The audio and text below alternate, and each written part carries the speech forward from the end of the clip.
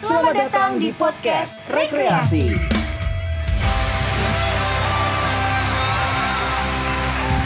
TVRI Yogyakarta. At the moment kita rekaman untuk episode kali ini lagi happening banget ya Nin, ya. Di TikTok ada satu pemuda yang dia ini lagi kuliah di luar negeri, tepatnya di Australia. Dia ini memberikan semacam kritikan dan juga opini begitu ya. Kenapa aku kenapa aku bilang kritik dan juga opini? Karena dia menyajikan fakta dengan presentasi ya kan. Dan juga mengkritik pemerintahan tempat dia bertumbuh, lahir sampai tumbuh sampai akhirnya hometownnya lah. Ya betul, kampung halamannya. Cuman yang jadi lucu adalah ketika sudah kebanjiran fakta, kalau kata-kata netizen sekarang kan tsunami fakta gitu ya. Tapi ternyata malah dari pemerintahannya sendiri merasa bahwa itu sebuah cara untuk mengkritik yang kurang baik. Kemudian ada juga satu orang lawyer yang akhirnya menuntut. Gitu ya, dalam tanda kutip menuntut karena katanya tuh UU ITE lah dan segala macam. Padahal kalau UU ITE itu kan untuk perseorangan, misalnya aku menjelek-jelekan Indah itu bisa aku tuntut gitu ya. Tapi kalau ini kan sebuah provinsi gitu ya, yang mana wilayah gitu ya. Nah, gitu kayak mau nyangkutin UIT-nya kemana nih gitu. Padahal jadi yang tersinggung siapa, dikritik siapa gitu kan. Benang merahnya adalah sebenarnya anak-anak muda itu sudah mulai berani kok untuk speak up. Karena setelah itu impact-nya adalah banyak anak-anak muda yang kemudian ikutan speak up. Dan ini yang diharapkan bahwa anak-anak muda itu juga bisa kasih impact, kemudian juga berpikir bisa kritis, bener, nggak cuman gitu yang kan. Kayak ya udahlah mau pemerintahannya kayak gimana pun ya bodo amat deh. Saya gitu kan kayak. Iya jadi kayak harus punya apa ya, pemikiran yang kira-kira kita bisa kasih apa nih. Betul. Terlepas dari itu benar atau salah, itu kan kembali lagi ya akhirnya, karena pada akhirnya kan itu masukan gitu kan. Bagus. Nah itu juga memang yang harus dilakukan oleh sobat-sobat muda. Benar, sobat rekreasi lebih tepatnya ya. Yang masih muda, yang masih tua juga nggak apa-apa sih. Nggak apa-apa juga. Nah, ngomongin tentang hal ini, karena ini tuh jadi happening banget sekarang at the moment kita lagi rekaman kayak yang aku bilang tadi. Ini tuh juga nyangkut sama kita anak muda nih, jadi kemudian bertanya-tanya nih di provinsi-provinsi lain, kita udah ngapain nih buat provinsi kita ya kan? Wah iya, kamu udah ngapain tuh? Aku sih sebenarnya ya sudah cukup ngotor-ngotorin ya, gading-gading. Nah pertanyaan itu jadi muncul, kira-kira anak-anak muda ini bisa ngapain gitu. Nah salah satu anak muda yang juga sekarang akan kita ajakin ngobrol, ini juga sepertinya sudah mulai melakukan sesuatu, memberikan sesuatu untuk wilayahnya. Betul, untuk daerah istimewa Yogyakarta. Inilah dia. Ada Yosi. Hai. Gimana kabarnya? Puji Tuhan baik. Puji Tuhan baik, luar biasa.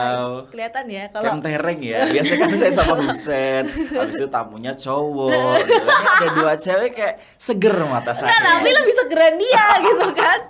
Lihat ya, Duta bukan Duta Mina. Enggak dong. Duta Sheila on Seven. Bukan. Ya, lagu dong nanti. Oke, Yosi ini adalah Duta Siswa Indonesia Persahabatan ya. Iya, benar banget.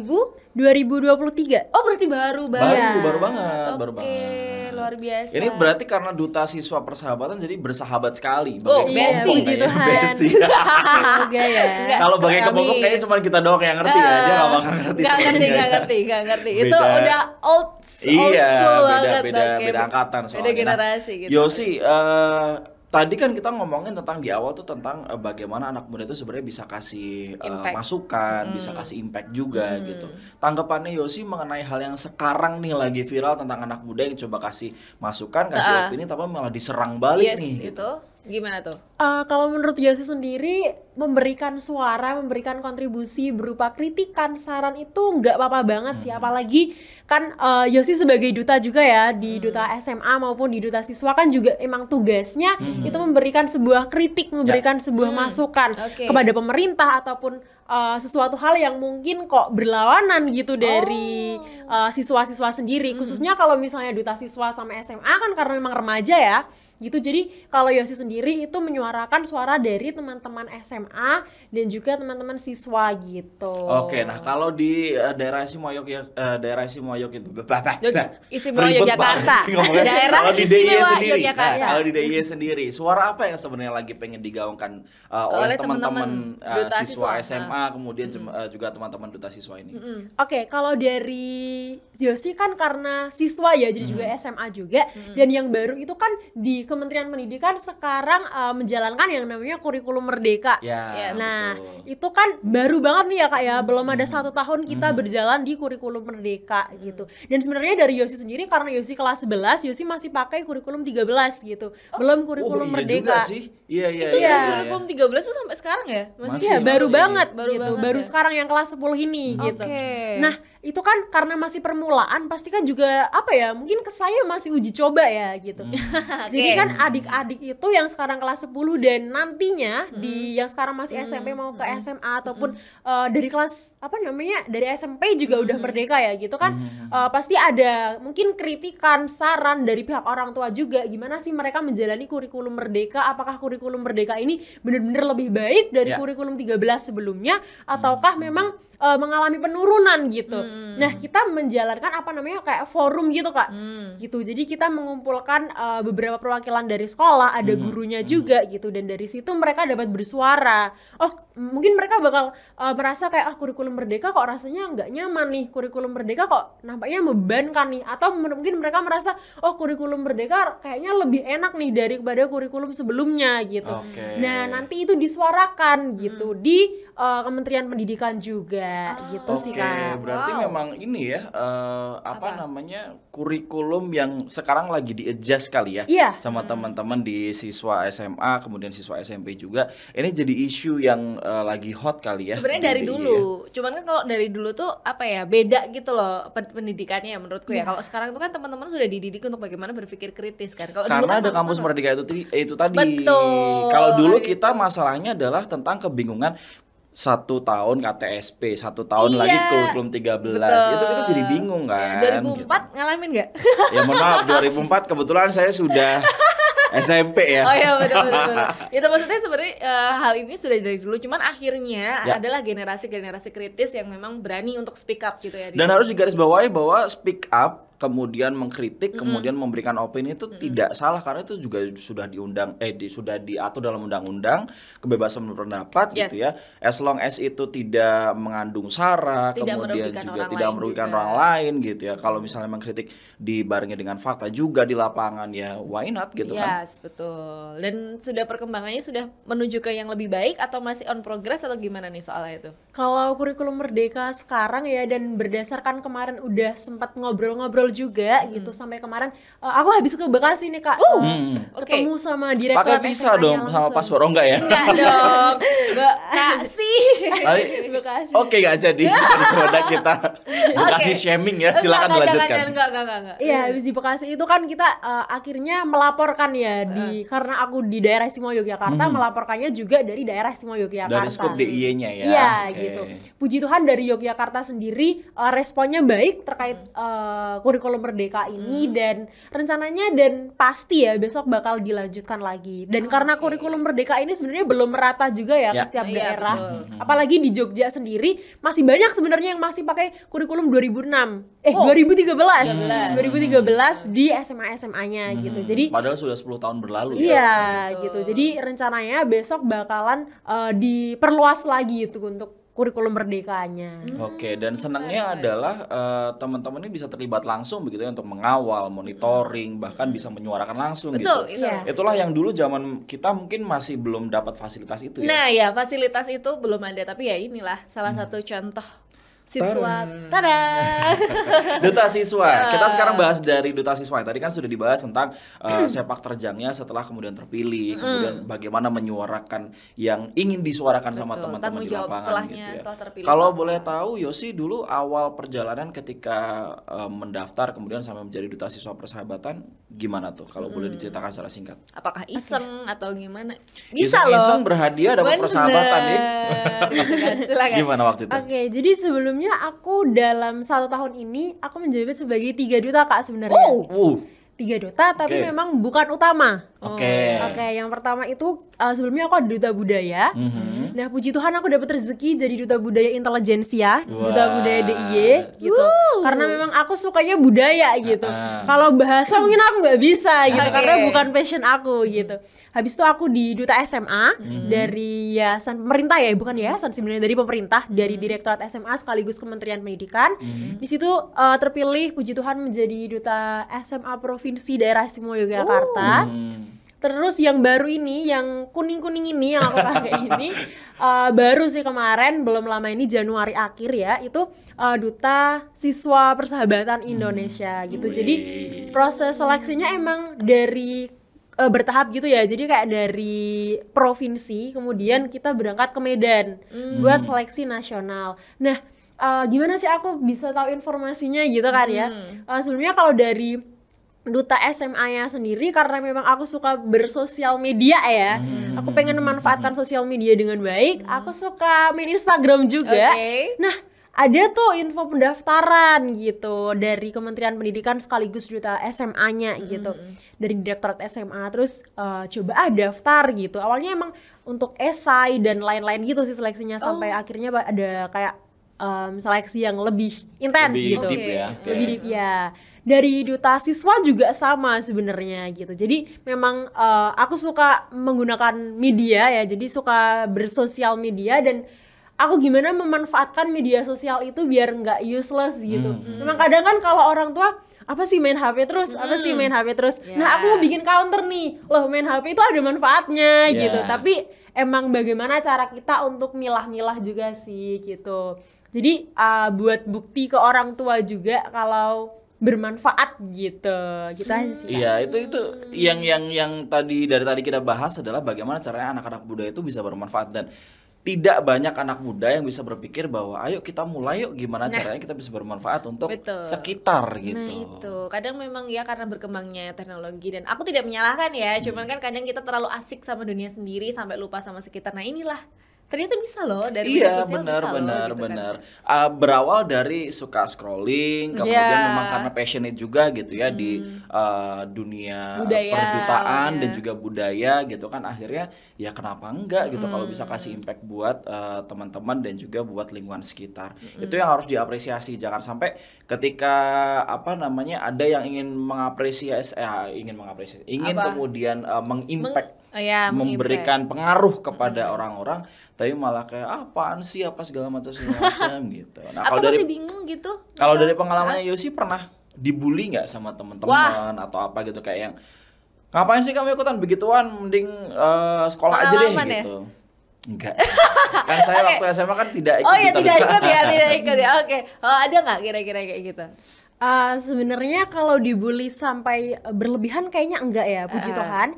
Tapi mungkin besok aja kan kemarin aku waktu sempat ke Medan itu sempat nggak usah berangkat gitu kan. Sempat orang-orang sekitar juga nggak usah berangkat, ngapain sampai sana jauh-jauh ngabisin duit gitu, ngabisin duit tapi nanti nggak menang gitu kan. Tapi aku percaya dalam hidup itu I win or I learn gitu.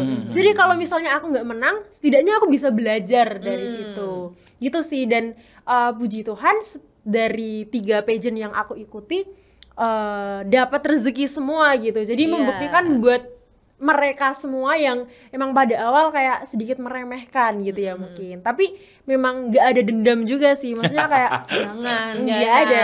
Tapi kayak membuktikan bahwasanya orang yang nggak kita percaya sama sekali dari awal bisa aja dia tuh lebih gitu Kak. Oke. Dan buat orang-orang yang suka ngebully, ingat lagunya Nasi Daria. Apa? Menggunjing orang itu sarang dosa. Jadi nggak boleh menggunjing ya. Apalagi puasa. Kita sekarang lagi ini kita lagi puasa ya. Jadi gitu. Jangan menggunjing orang, apalagi orang-orang yang berprestasi dan pengen kasih impact buat sekitarnya. Bener banget, support lah itu sekali. Nah, terus setelah terpilih nih jadi duta siswa Indonesia, selain tadi ya menyuarakan suaranya gitu mengenai kurikulum, apa yang dilakukan? Kalau tadi di provinsi seperti itu, nah kalau di duta siswa Indonesia sendiri apakah sama atau ada tugas-tugas tertentu, apalagi sebagai duta siswa persahabatan ya, bestie gitu kan. Jadi inget persahabatan ya kan. Oke, silakan deh, apa kira-kira? Dek, ya Allah, enggak ya. Mulai sekarang manggilnya tante. Nah, ya. Enggak mau. Atau bude, boleh. Enggak mau. Oke, ada nggak kira-kira tugas khusus gitu dari duta siswa Indonesia terutama? Oke, kalau duta siswa kan banyak ya Kak, itu kayak ada duta siswa budaya, duta siswa yang lain juga kayak anti narkoba dan lain-lain. Nah, kebetulan karena aku persahabatan, jadi persahabatan tuh anti banget sama yang namanya bullying. Oke, ini Ya, gimana tuh? persahabatan tuh kayak kita semua bersahabat, kita nggak ada yang bullying sama sekali. Nah, karena aku di Jogja, kembali lagi karena aku tinggal di Jogja, khususnya di Bantul. Aku bagaimana caranya aku bisa merangkul semuanya gitu, terlebih di SMA aku dulu. Karena kalau misalnya dari SMA aku sendiri aja aku gagal, gimana aku bisa menjangkau mereka semua gitu.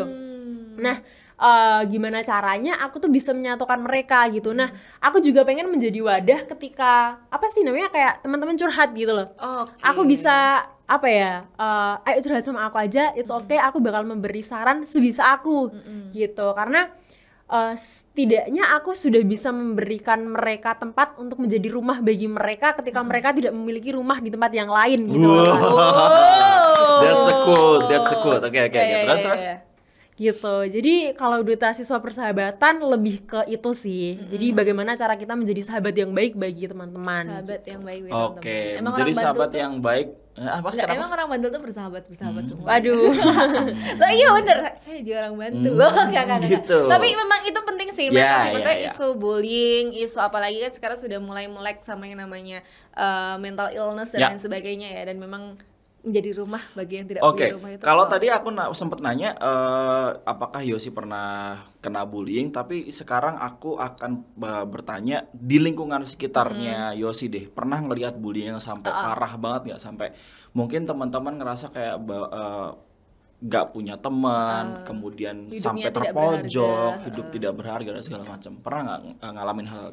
Aduh, pernah. Apalagi senioritas. Oke. Senioritas masih Masih kental ada ya? banget, Masih ada. Dan Jogja itu senioritasnya gede loh, Kak. Masih gede banget. Gitu. Dan sebenarnya senioritas itu bahaya banget sih. Kayak misalnya adik kelas nih baru masuk sekolah. Loh, baru masuk udah merasakan rasanya senioritas. Itu baru masuk happy gitu loh, misalnya masuk SMP atau masuk SMA, udah dibikin sedih masuk lagi. Masuk PAUD senioritas. Enggak. PAUD masuk kelas gak sih? TK lah. Gitu, jadi kayak mereka baru dibikin happy, masuk sekolah baru, menemukan suasana baru, tapi udah dibikin down lagi karena senioritas. Itu menurut aku udah sakit banget sih. Nggak penting ya? Iya, nggak penting banget, karena buat apa sih senioritas gitu kan. Nah, karena itu dan aku merasa di Bantul juga mungkin masih ada ya senioritasnya ya. Aku pengen mengubah sistem gitu. Nah, gimana caranya? Aku masuk OSIS. Aku masuk beberapa UKK di sekolah aku ikut koperasi sekolah, aku ikut komunitas debat juga, aku ikut OSIS, aku ikut teater juga di sekolah aku. Dan karena penasaran sih sebenarnya kayak bagaimana sih mereka itu bentuk adik-adiknya gitu. Nah, karena aku masih merasa mungkin ada sedikit senioritas ya di situ. Dan ketika nantinya karena penerus itu kan yang mengatur bagaimana sistem selanjutnya kan ya. Aku pengen biarlah kita yang terakhir yang merasakan itu, biar kedepannya sudah tidak ada lagi. Karena kalau misalnya kadang kan habis kita merasakan senioritas loh, aku mau balas dendam ke adik kelasku. Karena balas dendam ke seniornya ngerasa nggak mampu, nggak punya power kan? Iya, nggak punya power. Nyari korban ke adik kelasku, terus adik kelasnya lagi, aku mau balas dendam ke adik kelasnya lagi, terus berlanjut. Dan nggak bakal gitu. selesai. Nggak bakal selesai Itu gitu. adalah lingkaran setan. Iya. Ngomong setannya jangan ke saya dong. Ya. Biasa aja dong. Masa ke kamera dong kan Ya ke bawah kayak kemana? Kayak pulu-pulu kayak. Jadi memang sebenarnya ini ya, jangan berlindung di balik ya kan ini mau melatih mental. Ini Kan dulu kan memang gitu. sudah tradisi, ini sudah biasa dilakukan. No, senioritas itu ya kalau menurutku ya senioritas yang positif adalah bagaimana caranya untuk membimbing juniornya ini ke arah yang lebih baik. Betul. Kemudian bagaimana caranya organisasi ini bisa jadi lebih baik. Karena senior mau junior sama aja, yang ngebedain cuman siapa Kamu yang lebih dulu masuk. Betul, itu. Oke, wah luar biasa ya. Itu Harga bagus, 20 tahun di Indonesia. 20? Oke. 20 lah. Gila. Yosi berapa Yosi. umurnya sekarang? 17. Nah, Aku 19 loh. Ya udah, kamu 2, aku 3 Iya. tahun. Oke, tadi setelah dijelaskan gitu ya, ternyata banyak ya sebenarnya yang terjadi sekarang dan sebenarnya nggak gitu jauh dari yang kita alamin dulu ya di generasi-generasi 2 dan 3 tahun sebelumnya. Iya benar, gitu. 2 dan 3 tahun sebelumnya Nah, memang. kalau sekarang kan sudah menjadi seorang duta nih, ada 3 gelar pula sekaligus gitu. Next stepnya kira-kira mau apa lagi nih yang dicari setelah mau kemana? Mau kemana nih setelah ada 3 duta ini? Karena aku sendiri udah kelas 11 ya, dan aku merasa ketika aku ikut itu terlalu banyak, nanti takutnya tugasnya tersisihkan, terbengkalai gitu. Karena kan sebentar lagi juga kan SMA bentar ya, cuma 3 tahun gitu, mau fokus buat besok gitu kan. Jadi untuk duta-duta mungkin berhenti dulu, bukan berhenti sih, tapi kayak istirahat dulu ya. Diistirahatkan dulu gitu. Aku lebih sekarang lebih memperjuangkan lomba-lomba yang nanti bisa digunakan ketika mendaftar di perguruan tinggi, karena aku sendiri pengen di perguruan tinggi negeri gitu. Kayak misalnya sekarang aku lagi mengusahakan untuk fiksi. Puji Tuhan kemarin juga lolos di itu mana namanya kementerian di dinas pendidikan Dikpora ya, lolos di Dikpora. Terus besok semoga bisa sampai finalisasi di nasional. Sorry, fiksi ini apa nih? Cerita fiksi gitu atau bukan. Jadi fiksi itu festival kewirausahaan. Oh, I see. Kupikir kan kayak sepeda gitu. Apakah penulis festival, cerita gitu. Festival kewirausahaan. Siswa ya. Ya, yang diselenggarakan oleh pemerintah juga, Pusat Prestasi Nasional kan ada OSN ya, ada OSN, ada fiksi, Velsi gitu. Oh, sekarang banyak ya? Iya. FLS 2N masih ada nggak? Ada. Masih. Cuman jadi masih berkembang kan, ada kewirausahaan. Gitu kan. Oke. Berarti memang sekarang lebih fokusnya ke arah di mana nantinya akan menunjang ke perguruan tinggi ya. Kalau boleh tahu nanti jangka ke depannya mau ngambil jurusan apa dan mau berkarir di bidang apa? Pengennya. Aku masih gundah sih Kak, sebenarnya kayak masih galau gitu, dibikin bingung karena aku ini pengen ilmu komunikasi, kalau nggak ilmu komunikasi kedokteran hewan gitu. Jadi itu berlawanan ya, kalau ilmu komunikasi kan IPS banget. Kalau misalnya kedokteran hewan kan IPA banget gitu. Sementara aduh bingung nih, udah atau beda mungkin banget bisa gitu. dicampur untuk berkomunikasi dengan hewan-hewan. Enggak gitu konsepnya. Kalau ada kucing lewat, hey kamu gitu, ajak komunikasi bisa. Hai human kayak gitu Hai kan takut human. loh kamu. Nggak, tapi aku pikir karena kamu ikut fiksi tuh kamu mau ikut mau masuk ke manajemen atau gitu loh tadi awalnya, tapi cukup terkejut loh mau di ilmu komunikasi atau di kedokteran hewan. Ya karena kedokteran hewannya akan dibisnisin. Ya, itu bisa Iya, aja, karena gitu dari fiksinya sendiri aku juga yang berhubungan sama hewan, Kak. Nah, Gitu. Aku bikin sebuah produk yaitu pakan. Tapi pakannya tuh yang baru karena sebelumnya belum ada kan ya, pakan multifungsi. Oke. Jadi kalau misalnya buat ikan ya ikan semua. Kalau misalnya buat ayam kayak BR semua, buat ayam semua gitu. Tapi aku mau membuat sebuah produk baru di mana sasaranku itu orang-orang atau peternak yang memiliki lebih dari satu jenis ternak. Memiliki lebih dari satu jenis. Jadi kalau misalnya dia punya ikan, punya ayam dan lain-lain, kayak udah beli pakanku aja, udah bisa buat mereka semua hewan-hewannya ini. Jadi save money. Beda-bedain ya. Mungkin teknologi peternakan itu bisa jadi opsi lagi loh. Oh ya, bisa juga ya sebenarnya. Masuk lagi ya. Oke nih, kalau gitu thank you Yosi sudah memberikan banyak sekali impact ya, dan juga inspirasi buat kita semuanya di sini. Dan satu ya, ini karena Sobat Rekreasi juga belum tentu semuanya seumuran kita kayak 20 tahun. Mungkin ada yang 30 tahun, ada 35, ada 40, ada mungkin 95. Atau mungkin ada yang masih 15 tahun ke bawah gitu kan. Betul, tidak ada kata terlambat untuk memulai sesuatu yang bisa berdampak untuk orang banyak. Intinya adalah gimana caranya kamu mau atau enggak. Itu luar sih biasa. Aryo Bagus 2023. Sampai jumpa di rekreasi selanjutnya. Yosi, sekali lagi terima kasih banyak. Sukses terus untuk semuanya. Semoga kita ketemu lagi di kesempatan lain gitu ya. Udah menjadi seorang yang luar biasa, lebih luar biasa dari sekarang. Mudah-mudahan bisa menentukan lagi ya jurusannya apa. Lauria selama beberapa tahun ke depan gitu kan. Oke, dan jangan lupa juga untuk follow Instagramnya Yosi di Instagramnya Jogaluh, JOGALUH. Nah, JOGALUH. Ya. Oke, nggak ada 2, ada 3, nggak satu ada, ya. satu aja. Jogaluh ya. Jangan lupa juga untuk follow Twitter nih, Twitter sih. Instagram TVRI Yogyakarta. Betul. TVRI Yogyakarta ya pakai Y bukan pakai Iya, J, betul. ejaan yang disempurnakan gitu kan. Kalau rekreasi setiap hari Sabtu jam 7 malam Betul. di TVRI Yogyakarta Official.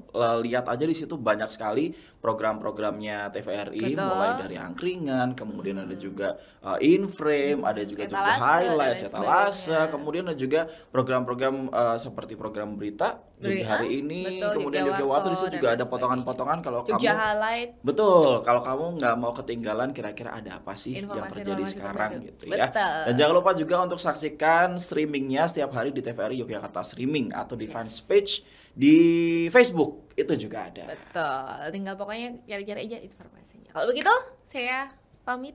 Saya Ninda pamit. Saya Bagus pamit. Sampai jumpa. Sampai jumpa. Bye.